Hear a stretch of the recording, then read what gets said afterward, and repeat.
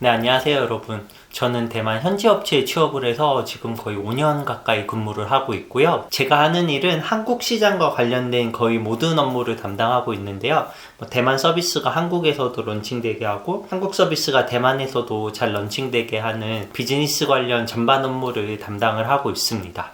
저도 아직까지 정기적으로 들어가는 한국산업인력공단의 월드잡플러스에서 해외 진출 성장 스토리 공모전이 있더라고요. 그걸 하나하나 살펴보니까 정말 그런 것 같아요. 제가 예전에 고민했던 것들, 예전에 궁금했던 것들을 후기로 만들어 달라는 그런 공고가 있어서 저도 누군가에게 막 자신있게 알려줄 입장은 안 되지만 그래도 제가 갖고 있는 경험과 또 어떻게 취업을 했는지 어떻게 지내고 있는지 이야기를 해드리면 나중에 해외에 진출하시는 분들한테 꼭 도움이 될 수 있을 거라고 생각을 했어요. 그래서 저도 정말 알차게 준비를 해서 이 영상을 찍었으니까요, 영상 끝까지 보시면 조금이나마, 정말 아주 조금이나마 도움이 됐으면 좋겠습니다. 그럼 곧바로 시작을 할게요. 저는 2017년에 대만에서 현지 취업을 했는데요, 대만에 오기 전에는 미국에서 대학을 졸업하고 취업을 했었습니다. 그 이후에는 영어를 조금 한다고 생각을 해서 한국으로 봤을 때 한국에 일본을 제외하고는 오른쪽으로 거의 모든 국가를 갈 수가 있더라고요, 영어를 하게 되면.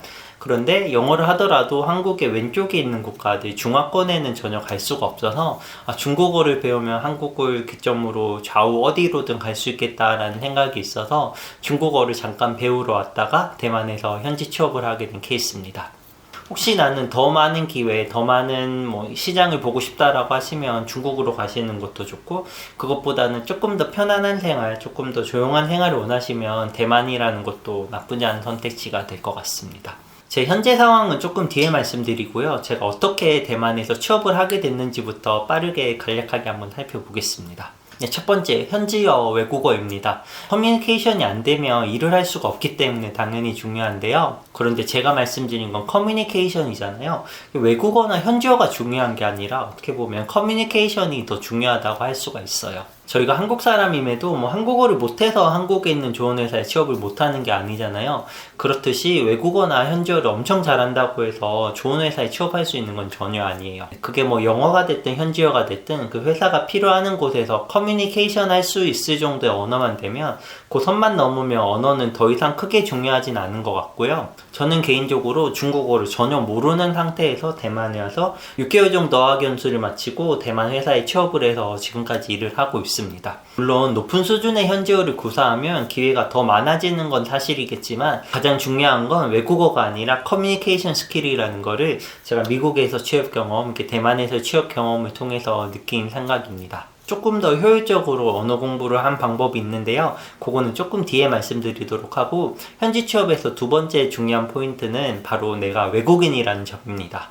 구직자로서의 우리의 장점은 바로 외국인이라는 건데요, 번역이나 통역을 뽑는 게 아닌 이상 외국인이 현지어를 잘한다고 해서 뽑는 경우는 거의 없습니다. 회사가 외국인을 고용할 때는 현지인이 갖고 있지 못한 경험이나 백그라운드를 갖고 있기 때문에 외국인을 뽑는 거라서, 여러분도 한번 생각을 해보세요. 내가 외국인을 채용을 하고 싶은데 외국인이 한국어만 잘한다고 해서 뽑을까요? 저라면 그렇지 않을 것 같아요.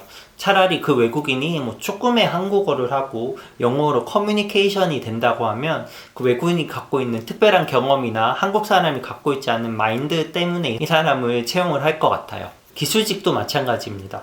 갖고 있는 기술이나 전공이 외국이라고는 없겠어요. 그런데 그런 게 있음에도 이 사람은 그 기술을 갖고 새로운 시장에서 새로운 경험을 갖고 있기 때문에 그 경험을 가지고 오려고 하는 거라서 회사가 외국인을 뽑으려는 의도를 다시 한번 생각하고 거기에 맞춰 지원을 한다면 충분히 더 많은 기회를 얻으실 수 있을 것 같습니다.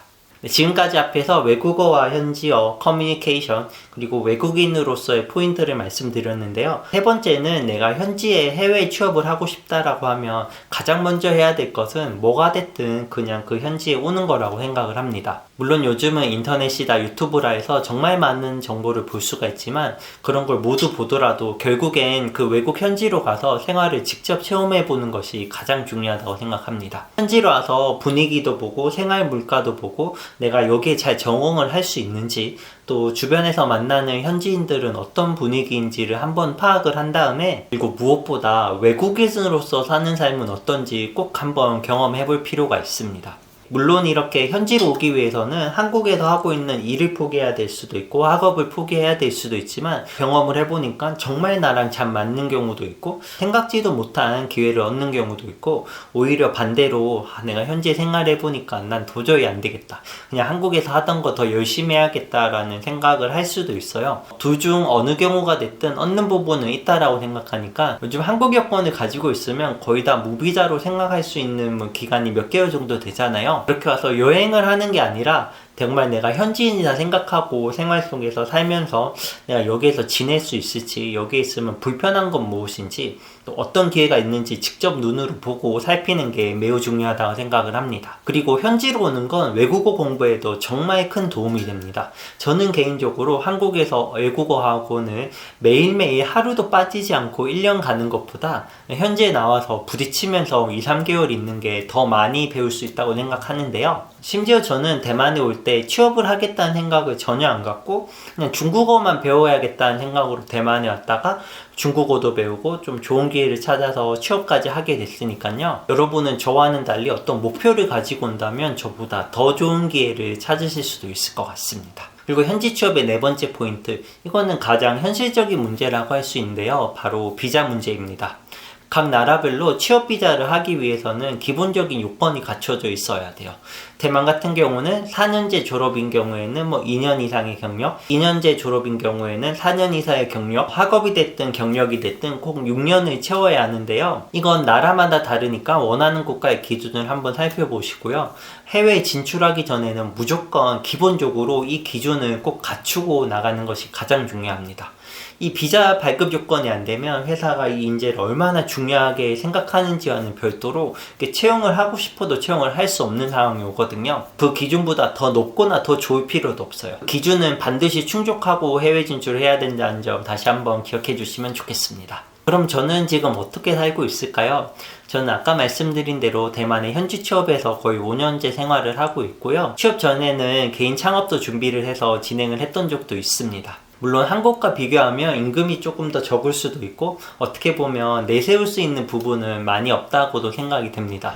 그래도 해외에서 삶 중에서 가장 좋은 점을 뽑으라면 나에게 집중할 수 있는 시간이 더 많다는 점을 뽑고 싶습니다. 아무래도 한국에 있으면 주변 사람들의 시선이라든가 남들과 비교되는 부분이 있기 때문에 오히려 나보다는 주변을 더 신경 쓰는 경우가 많았던 것 같은데, 해외에서 살다 보면 나는 혼자이기 때문에 내가 더 중요해지고 나에게 더 집중할 수 있는 시간들이 많아지는 것 같아요. 이런 부분은 내가 나중에 조금 더 주도적인 일을 할 때도 분명히 도움이 된다고 생각하고 있습니다. 얻은 점이라고 하면 너무 경쟁에 막 나를 몰아넣지 않는다는 점, 그리고 나에게 집중할 수 있는 시간이 될 것 같고요. 이런 점이라고 한다면 한국에 있었으면 돈을 조금 더 많이 벌었을 수 있지 않을까 이런 생각이 조금 들고요. 빨리빨리 변화하면서 새로운 걸 경험할 수 있는 것에서 조금 벗어난 게 조금 어떻게 생각하면 잃은 게 아닐까 생각을 하고, 사람이 그런 것 같아요. 내가 얻은 것보다는 잃은 게 더 크게 다가오게 마련인데, 여러분들도 해외 생활 하시면 아까 말씀드린 것처럼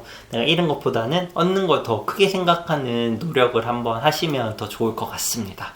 물론 외국에 사는 게 한국에 사는 것보다 좋다고는 할 수 없어요. 그런데 이런 부정적인 생각에 빠지게 되면 해외 생활도 못하고 한국에 돌아가서도 힘들기 때문에, 혹시 여러분들도 해외 진출해서 외국에서 사시게 된다면 의식적으로나마 내가 여기 있어서 좋은 점은 뭘까? 내가 여기에서 얻을 수 있는 건 뭘까? 라는 생각을 계속해서 하시길 추천을 드립니다. 마지막으로 해외 진출을 생각하시는 분들께 한 가지 딱 조언을 드리자면, 나는 한국에선 잘 안 되니까 외국에선 조금 더 좋은 기회가 있지 않을까 라는 이런 생각은 분명 절대 하시면 안 됩니다. 외국은 그런 생각으로 오는 곳이 아닙니다. 해외에 나오게 되면 한국에 있는 것보다 조금 더 힘든 건 사실입니다. 그 중에서도 외국인으로 사는 거에 익숙해지지 않으면 정말 생활 하나하나가 스트레스로 다가오게 되고, 그러면 다시 한국으로 유턴하는 수밖에 없어요. 외국에 가면 삶이 더 편해지겠지 하는 생각을 가지고 오시는 거라면 분명히 말려드리고 싶고요. 더 좋은 기회를 위해서 내가 어려움을 감수하고 해외에 오는 거라면 적극적으로 추천을 드립니다. 아마 그런 분들께는 제가 앞에서 말씀드렸던 게 아주 조금이나마 더 도움이 될 것 같기도 하고요.